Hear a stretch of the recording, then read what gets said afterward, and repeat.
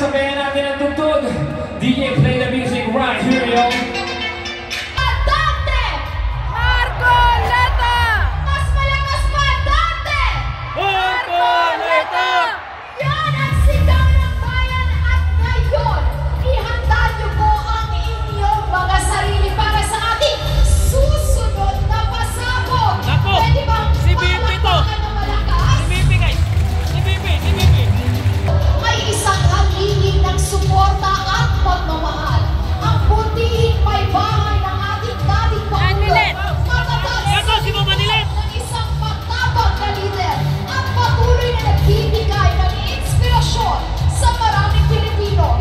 Mga kababayan, isang mainit na palakpakan para kay Miss Anilet Avancenia!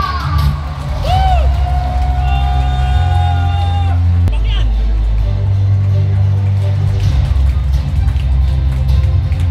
Matapang yan, guys!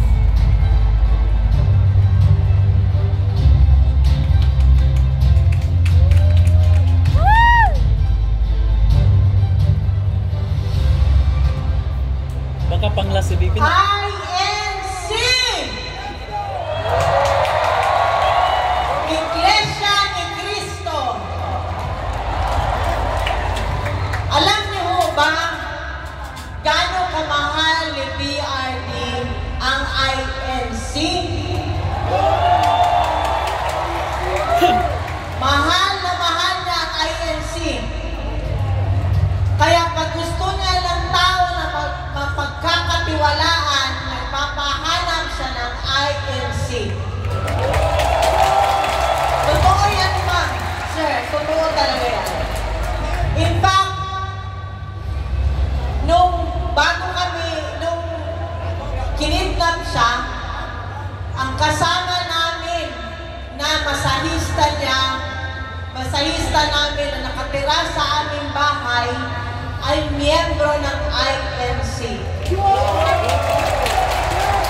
Sinama namin sa Hong Kong, nandun lang siya sa tabi, ma'am.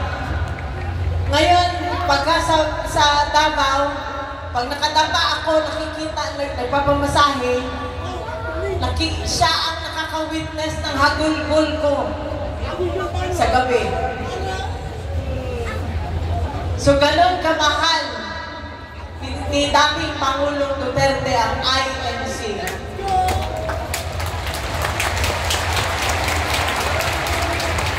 At sa simula pa lang, ma'am, sir, ng kanyang political career, alam yan ng inyong pinakapinuno dito kung gano'n niya sinuportahan si former mayor noon. Kaya, nung naimbitahan kami nila congressman na magiging senator Rodante Marcoleta na, malaking pasasalamat po ang pagkakataon na inyong binigay sa amin. Alam nyo guys, napakatalino din pala ni Ma'am Avancenia. Nung nag-aaral siya, laging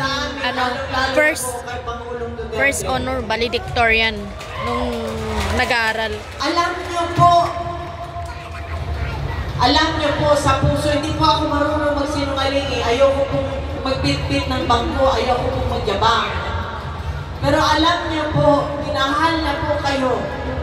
Mas minahal pa nga niya ang Pilipino, ang Pilipinas kaysa sa amin ang pamilya niya. Alam niyo yan. Tuwing sinasabihan niya, nung presidente siya, di ba, sinasabihan niya ang mga kurap, ang mga terorista, ang mga drug lord. Di ba, ma'am, sinasabihan niya, tinatakot niya, napapalutag ako sa kinauupuan ko. Kasi sinasabi niya yun, umalis kayo. Di ba, tinatakot niya ganyan. Napapalutag kasi ako kasi iniisip ko yung anak ko na minor pa noon, 12 anyos lang. Hindi niya inisip na balikan kami, balikan yung pamilya niya, pero inuna niya na masiguro niya na ang bawat Pilipino hindi nasasaksak sa kalye, hindi na-hold up sa kalye, ang taxi driver hindi nagugurgur ang liig sa likod. Yun ang inuna niya, ma'am. Sinigurado niya ang bawat pamilya na ang magulang walang anak na adik at ang magulang ng bawat pamilya ay nakakatulong. Alam ko yan kasi kapitbahay natin doon sa Davao City. Dati siyang teacher ni Congressman Pulong. Humingi siya ng tulong. Sabi niya, "Bro, tulungan mo kami, hindi kami makatulong sa gabi, yung anak nila adik." Silang dalawang mag-asawa, nag-aaway pag pinagalitan yung anak. So kaya yan, ganun ho ang pagmamahal na ginawa ni Rodrigo Duterte sa inyo. Sinigurado niya na yung pera ng bansa napunta doon sa ospital o sa PGH. Sinigurado niya yung Malasakit Center dahil alam niya, nung mayor pa siya, ang bawat Pilipino pag nagkasakit, ang isa sa miyembro ng pamilya, nauubos ang pera. Kaya alam niya po ang dinaranas ng bawat Pilipino na nagkakasakit o na-ospital. Di ba ma'am, kaya nilagay niya yung Malasakit Center? Kaya kanina lang ma'am, may schedule kasi kami papunta rito ng tawag ng papa, ng tatay ng anak ko.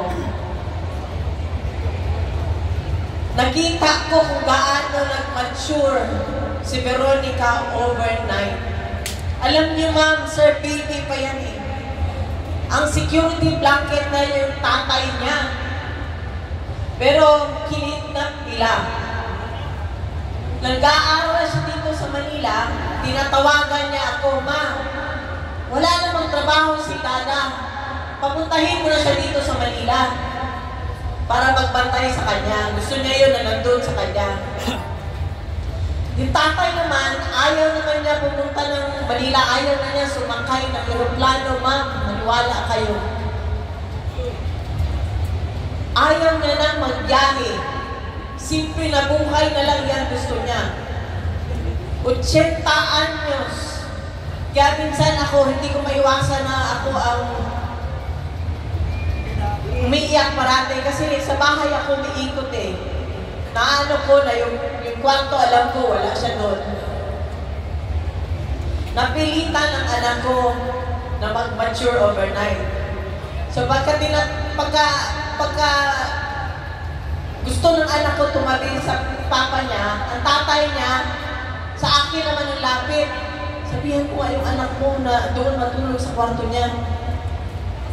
Kasi ano sila eh, magkaiba sila ng style. Pag si Kitty pumunta sa kwarto ng papa niya, yung kulampo ng papa niya, tinatanggal niya. Tapos yung aircon ng papa niya na 28 ang thermostat, ginagawa niya 16. So kaya, ang papa niya, pag nanonood ng TV sa kwarto niya, pagpasok ng anak niya, sabihan siya, "Dada, matulog na tayo." Wala na siya magawa, patayin na lang yung TV, doon na lang siya sa sala ng TV. So kaya, doble ang sakit ng aking dibdib. Kasi sa tatay at sa anak. Nung isang araw po, ma'am, na tumawag ang tatay niya, na una tumawag sa akin, yung former President Duterte, sabi niya sa akin, sabi niya, kwento kami ng kwento, ganyan. Sabi ko, "Huwag mo kalimutan ha, tawagan mo si Veronica pagkatapos ng tawag natin." Sabi niya, "Huwag na lang kasi emotional ako pag si Veronica ang kausap ko, pag si Kitty ang kausap ko." So, sabi ko, "Hindi, ano lang yung pag-usapan nyo, yung kwento niya, yung about kay Mira, yung party nila, yung birthday party nila, yun lang yun. Sabihin mo na lang, ipaintindi mo na lang na gano'n, na na hindi ko kaya pag siya ang kausap ko, emotional ako. Ilang beses ko iniiba ko na naman ang topic, tapos balik ulit ako sa ganun, tawagan mo.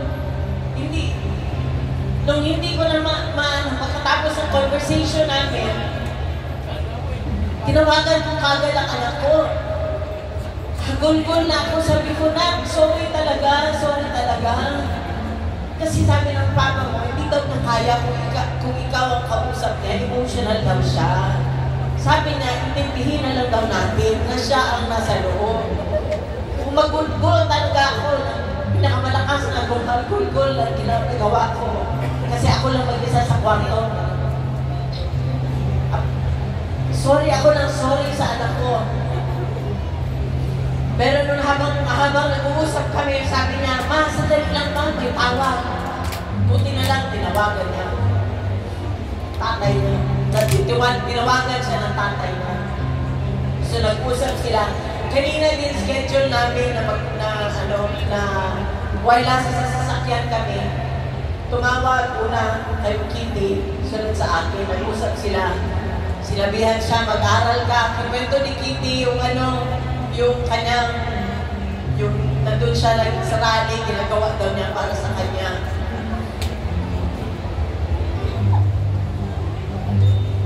Alam din niya kung gaano katino ang mga INC members. Alam ni former President yan. Kaya nakita ko yan kay Senator Dante Marcoleta. Yan ang mga tao, nakita niyo naman ang ginawa sa kanya. Magsalita ka lang sa Kongreso. Anong gagawin sa'yo?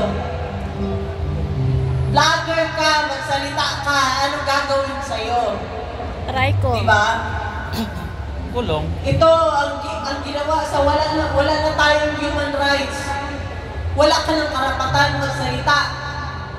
Kayo mga kabataan, kaedad ni Veronica, ni Kitty, huwag niyong hayaan maging ganyan ang buhay ninyo.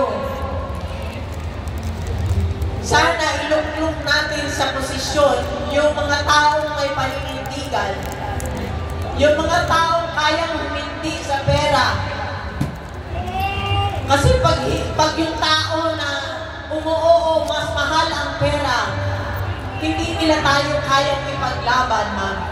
Yan talaga ang masasabi ko na katangian ni former President Duterte. Sunugin niyo man ako dito. Masasabi ko sa inyo na hindi siya kayang bayaran para mapaboran ang isang tao o maging mag-take advantage ang gobyerno. Nakita ko yan nung nagtatrabaho siya. Madaling araw na, ganito ka yung mga folders na pipirmahan at babasahin niya. Pag kailangan niya ibito, may kontratang dihado ang gobyerno, binibito niya yan. Pag may gustong parang ipalusot, dati yan, pinalusot yan eh. Nagutom kasi ang Kongreso yung panahon niya eh. Pero nakita niyo naman sa build. Sabi ko nga sa kanya, siya doon. Kaya sabi niya kanina sa anak niya, this is the price I have to pay for loving the country and the Filipinos. Kailangan yung kulong. Sorry. Mahirap po magluklok ng tao na kilala ka lang tuwing eleksyon. Sana Pilipino at mga kabataan, isang-isip ninyo, isang puso. Yung mga taong lumalabas na lang, nakikita na lang nila tumatakbo tuwing eleksyon. Yung binabati ka lang, mas gusto ko pang kausapin kayo, mas gusto ko pang kausapin yung mga nasa kanto, mga sidewalk vendors, kaysa doon sa mga taong plastic Tupperware. Oh.